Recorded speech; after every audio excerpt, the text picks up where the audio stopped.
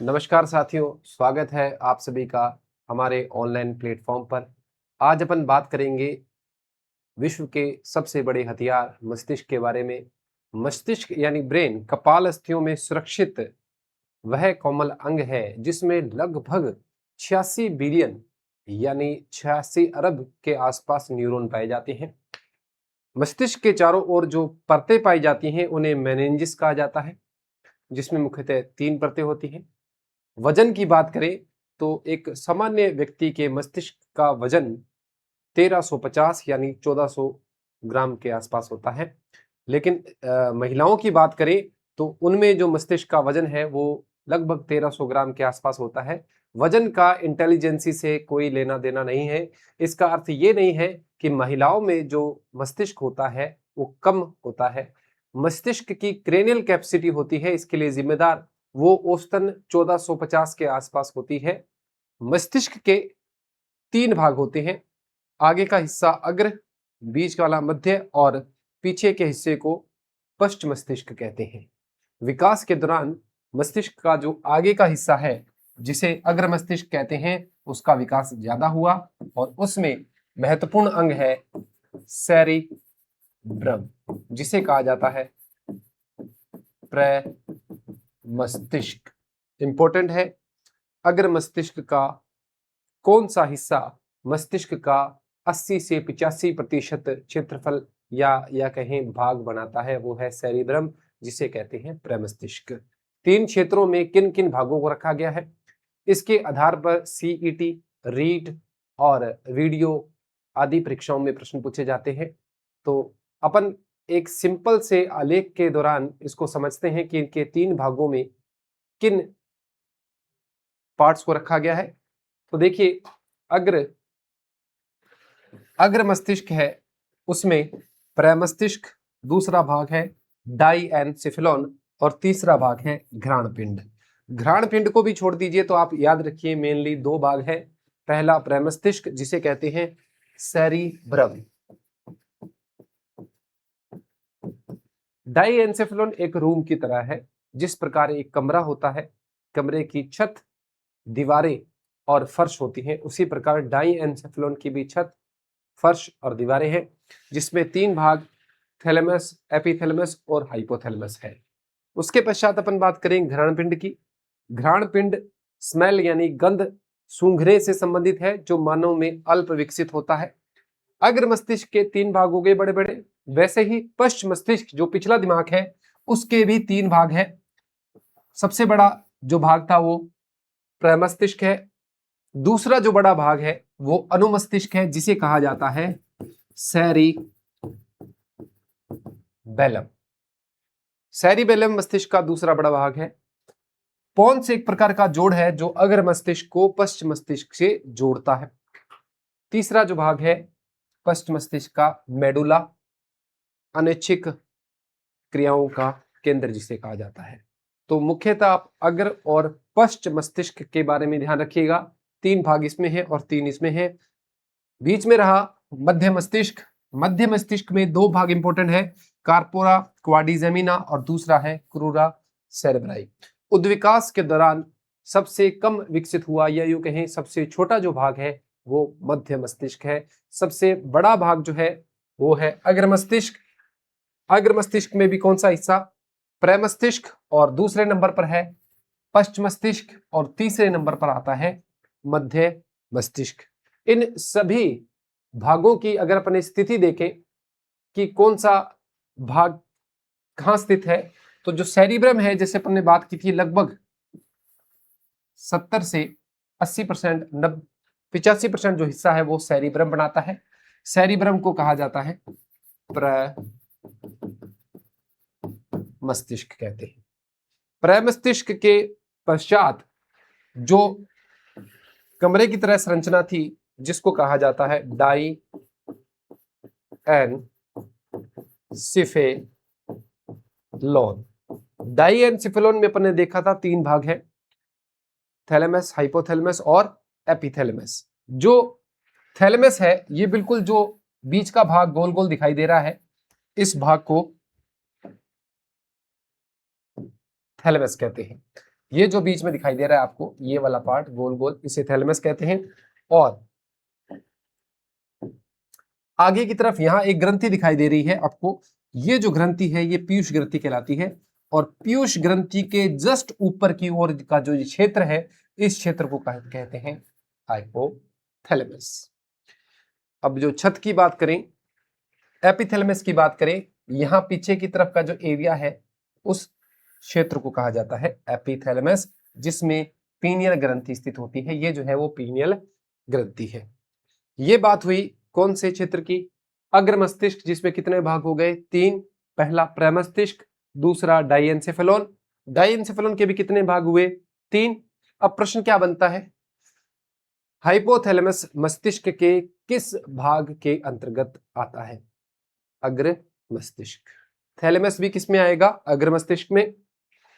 अब घ्राणपिंड की बात करें तो मस्तिष्क जो है उसके नीचे की तरफ यहां, वहां जो सूंघने की जो पाली होती है जिसे घ्राणपिंड कहते हैं, जो अग्र मस्तिष्क का तीसरा भाग है। अब बात करें मध्य मस्तिष्क की। मध्य मस्तिष्क के अंदर 2 भागों को रखा गया है।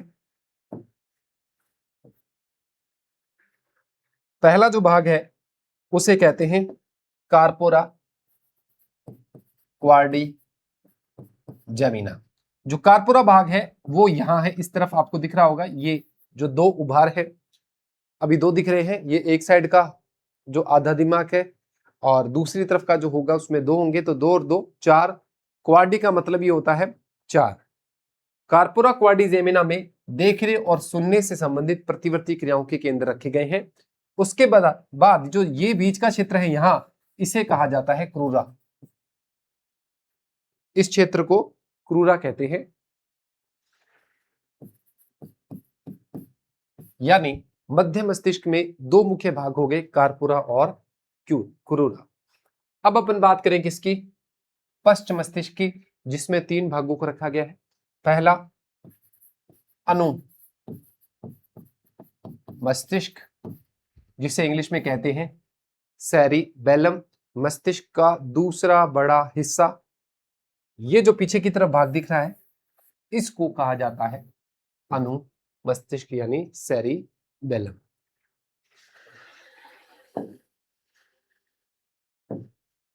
ये वाला जो हिस्सा है, ये वाला, इसको कहते हैं सेरिबेलम। अब देखिए कौन से एक प्रकार का जोड़ है। ये जो जोड़ है, यहां देखिए ये उभार दिख रहा होगा आपको। ये जो उभार है, इस उभार को अपन कहते हैं कॉन्स, यानी जोड़, जो अग्र मस्तिष्क को पश्च मस्तिष्क के साथ जोड़ता है। अब अपन बात करें किसकी? मेडुला की। कौन से नीचे का जो क्षेत्र है उसे मेडुला कहते हैं? Medulla oblongata. अब ये जो जितने भी भाग है, अग्र मस्तिष्क के 3 हो गए और पश्च मस्तिष्क के भी 3 हो गए, 2 भाग हो गए मध्य मस्तिष्क के। इनके कार्यों के बारे में अपन ब्रीफ में बात करें तो ये जो भाग है प्रमस्तिष्क यानी सेरिब्रम, ये याददाश्त, बुद्धिमत्ता और ऐच्छिक गतियों से संबंधित है। शॉर्ट में अपन बात करें तो सेरिब्रम का संबंध है याददाश्त, बुद्धिमत्ता, ऐच्छिक गतियां, सोचना, समझना, याद करना, सभी का संबंध प्रमस्तिष्क से है। थैलेमस एक प्रकार का शरीर का रिले सेंटर कहलाता है, प्रसारण केंद्र कहलाता है। जो सूचना सुनने की है उसे सुनने वाले भाग में भेजेगा, जो सूचना देखने की है उसे देखने वाले क्षेत्र में भेजेगा। कौन करता है ये कार्य? थैलेमस। अब अपन बात करें हाइपोथैलेमस की। हाइपोथैलेमस में 4 केंद्र है जो मुख्यतः, नंबर 1 भूख का केंद्र, नंबर 2 प्यास का, नंबर 3 ताप का और नंबर 4 नींद का। ये 4 केंद्र कहां स्थित होते हैं? हाइपोथैलेमस के अंदर स्थित होते हैं। अब बात करें किसकी? एपिथैलेमस की। एपिथैलेमस के अंतर्गत एक ग्रंथि को रखा जाता है जिसे पीनियल काय या पीनियल ग्रंथि कहते हैं।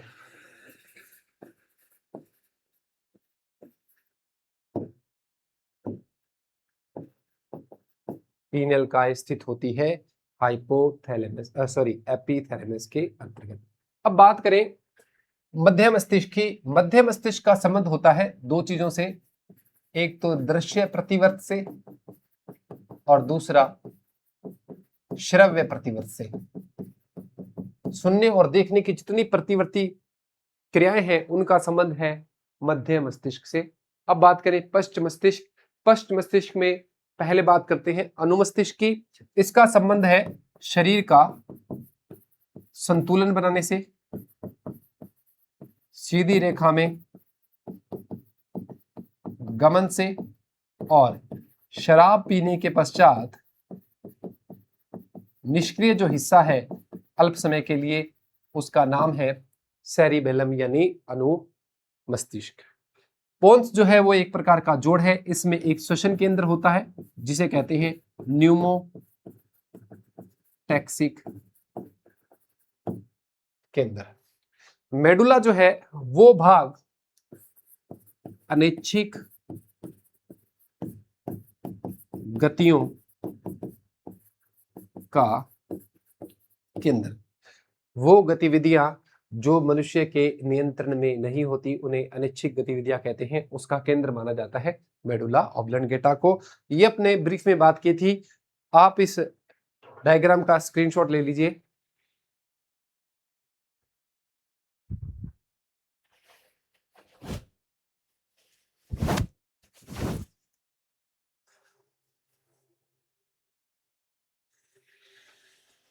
अब अपन थोड़ा डिटेल में बात करें। सबसे पहला भाग जो था वो अग्र मस्तिष्क है। अग्र मस्तिष्क में जो पहला भाग है वो है सेरिब्रम। सेरिब्रम का मुख्य काम क्या है? ये लगभग 85% और मस्तिष्क का कौन सा सबसे बड़ा भाग बनाता है? मस्तिष्क का सबसे बड़ा भाग है प्रमस्तिष्क यानी सेरिब्रम, और इसके अंतर्गत बुद्धिमत्ता, याददाश्त, तर्क क्षमता, निर्णय लेना,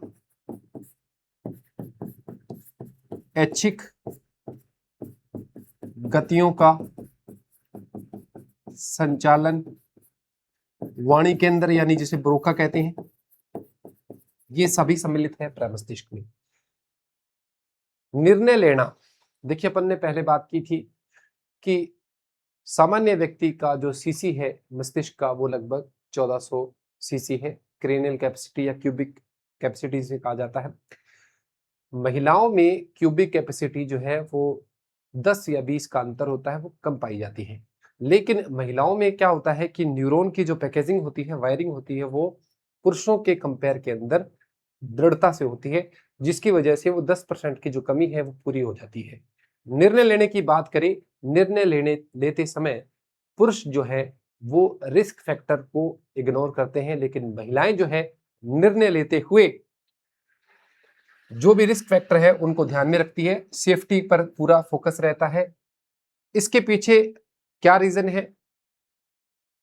अग्र मस्तिष्क का कौन सा भाग जिम्मेदार है? ये डिटेल वीडियो अपन बात करेंगे अगले सेशन में। अब बात करते हैं डाइएनसेफेलॉन की, जिसमें 3 भागों को रखा गया है। नंबर 1 हाइपोथैलेमस, नंबर 2 थैलेमस, और नंबर 3 एपिथैलेमस। हाइपोथैलेमस जो होता है वो भूख का, प्यास का, ताप का और नींद का केंद्र होता है। तो 4 केंद्र कौन कौन से थे? भूख का केंद्र, प्यास का, ताप का और नींद का केंद्र, जिसे अपन कहते हैं सर्केडियन सिस्टम। एक निश्चित समय पर आप रोज सो जाते हैं और एक निश्चित समय पर सुबह उठते हैं, उस प्रक्रिया को सर्केडियन कहते हैं। अगर ऑप्शन में पूछा गया है मस्तिष्क का कौन सा भाग, उसके लिए रिस्पॉन्सिबल होगा हाइपोथैलेमस। और अगर पूछा गया है ग्रंथि, अगर ग्रंथि की बात होती है तो वो ग्रंथि होगी पीनियल काय। ध्यान देना है ऑप्शन में क्या है, अगर पीनियल काय भी दी हुई है और हाइपोथैलेमस का भी नाम है तो फिर आप ऑप्शन में चूज करेंगे हाइपोथैलेमस। अब बात करते हैं थैलेमस। आप किसी बड़े हॉस्पिटल के अंदर या किसी संस्था में जाते हैं तब उस समय जहां आप पूछते हैं कि 203 नंबर रूम कहाँ मिलेगा, डॉक्टर गुप्ता कहाँ मिलेंगे, यानी जिसे रिसेप्शन कहा जाता है, रिसेप्शन का काम करता है थैलेमस। एक प्रकार से प्रसारण केंद्र है, जिस सूचना को मस्तिष्क के जिस सही क्षेत्र में जाना चाहिए उसे भेजने का काम थैलेमस करता है। यानी ये एक प्रकार से मस्तिष्क का रिले सेंटर या प्रसारण केंद्र कहलाता है। अब बात करें दूसरे क्षेत्र की, तीसरा भाग की, जिसे कहते हैं एपिथैलेमस। एपिथैलेमस है वो डाइएन्सेफेलोन की छत की तरह काम करता है। एपिथैलेमस में पीनियल काय यानी पीनियल ग्रंथि उपस्थित होती है जो मेलेटोनिन हार्मोन स्रावित करती है। नींद के लिए बहुत जरूरी होता है। आजकल के जो बच्चे हैं, यूथ है, वो रात को सोते समय मोबाइल का बहुत ज्यादा प्रयोग करते हैं, जिसकी वजह से उनका मेलेटोनिन गड़बड़ हो जाती है, इसलिए उनका सर्केडियन सिस्टम भी बिगड़ जाता है। इस पर बात करेंगे अपन ग्रंथियों वाला जब चैप्टर करेंगे उस सेशन में इसके बारे में डिटेल में बात करेंगे। तीसरा जो भाग है जिसे घ्राणपिंड कहा जाता है, ये गंध के ज्ञान से संबंधित है, यानी खुशबू, स्मेल वगैरह। घ्राणपिंड जो है वो मानव में अल्प विकसित होता है, कुत्तों के अंदर और स्कोलिडोन मछली के अंदर इसका विकास थोड़ा अधिक होता है, इसलिए उनमें सूंघने की जो क्षमता होती है वो अधिक होती है। इसका एक स्क्रीनशॉट ले लीजिए।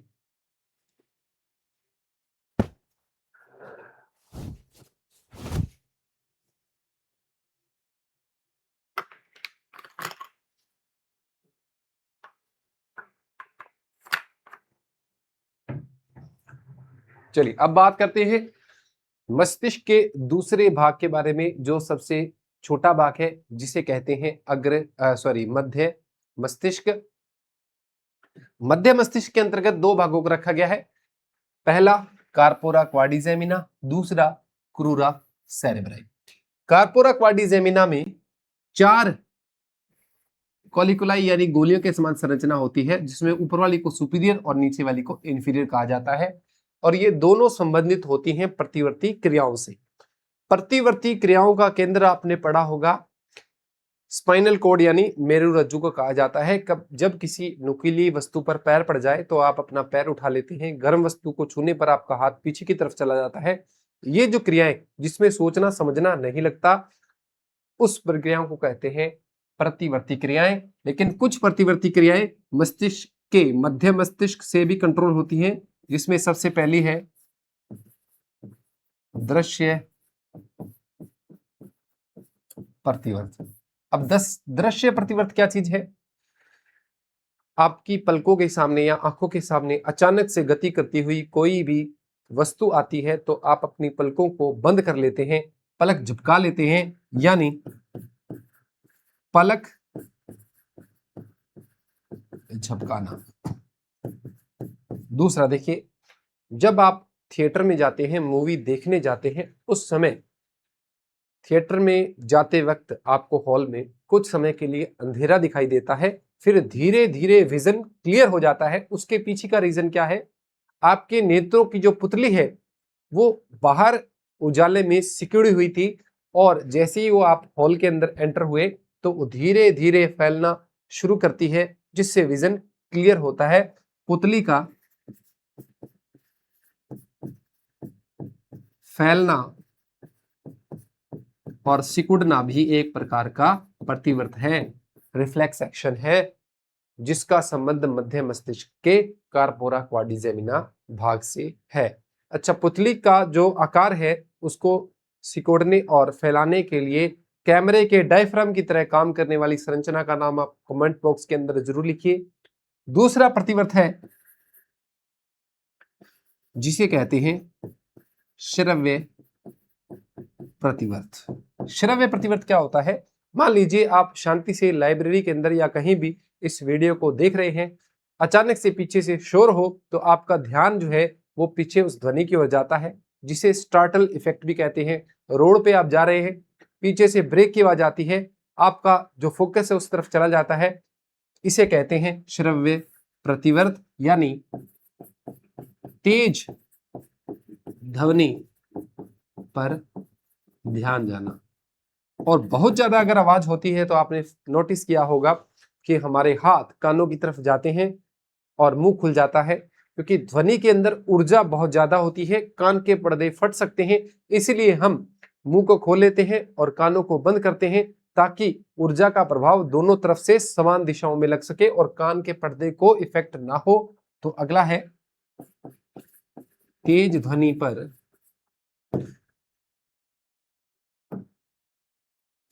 तेज ध्वनि पर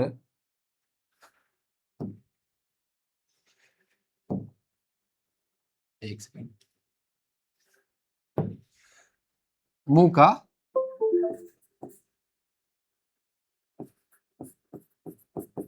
खुलना। ये बात की अपन ने कार्पोरा क्वाड्रिजेमिना की। अगला जो पार्ट है जिसे कहते हैं क्रूरा सेरेब्राई। क्रूरा सेरेब्राई जो भाग है उसका मुख्य काम है पाद की गतियों से संबंधित है।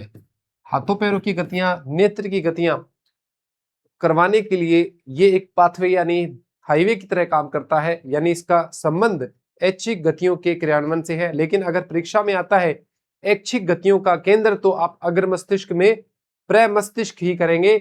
मध्य मस्तिष्क का संबंध आप याद रखेंगे दृश्य प्रतिवर्त और श्रव्य प्रतिवर्त से है। अगला जो पार्ट है वो अपन बात करेंगे अंतिम भाग की, जिसे कहते हैं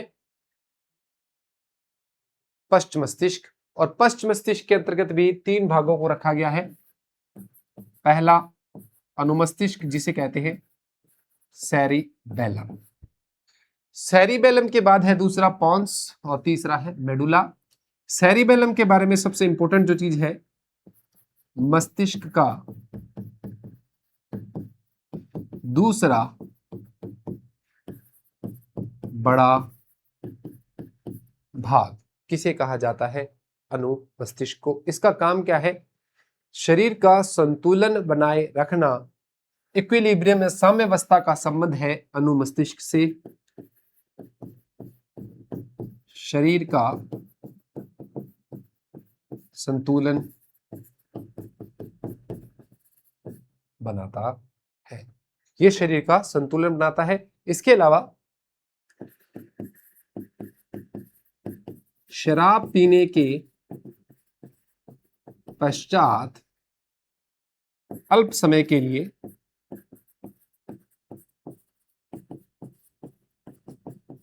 निष्क्रिय हो जाता है।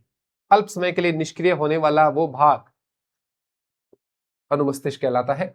उसके बाद अपन बात करें पॉन्स की। पॉन्स एक प्रकार का जोड़ है, इसमें एक श्वसन केंद्र पाया जाता है जिसे कहते हैं न्यूमोटैक्सिक सेंटर। न्यूमोटैक्सिक केंद्र कहा जाता है। अक्सर कई लोगों की समस्या क्या होती है कि वो नींद में हाथ या पैर मारते हैं, इसकी वजह से उनके साथ कोई सोता भी नहीं है।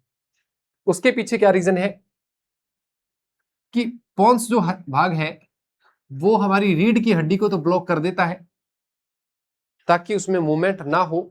हाथों और पैरों की गतिविधियां चलती हैं, सपने के अंतर्गत जैसा रिएक्ट करना होता है वो व्यक्ति करता है। लेकिन कई व्यक्तियों के अंदर पॉन्स इतना विकसित नहीं होता, स्पेशली बच्चों में देखा जाता है कि पॉन्स इतना विकसित नहीं हुआ है कि रीढ़ की हड्डी को ब्लॉक कर सके। उन बच्चों में समस्या क्या है, रीढ़ की हड्डी भी एक्टिव रहती है और रात को सपनों में, नींद में उनको चलने की आदत होती है, उसका संबंध भी पॉन्स से है। फिर अपन बात करें अंतिम क्षेत्र की, जिसे कहा जाता है मेडुला। शरीर में जितनी भी अनैच्छिक गतियां हैं उनका केंद्र कहलाता है मेडुला। अनिच्छिक गतियों में जैसे रक्त स्पंदन रक्तचाप जिसे कहें, ब्लड प्रेशर कहें, हृदय स्पंदन दर कहें, और उल्टी आना, छींक आना, हृदय स्पंदन दर, छींक आना, उल्टी आना,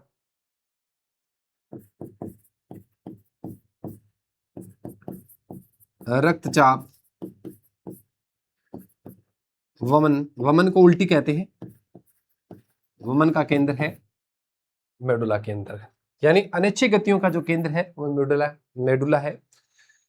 अब देखिए, अग्र मस्तिष्क के एक भाग की बात करते हैं जो मनुष्य में संवेदनाएं होती है, सुख, दुख, घृणा, ईर्ष्या, उससे जो संबंधित है वो क्षेत्र कहलाता है लिम्बिक तंत्र। लिम्बिक सिस्टम के अंतर्गत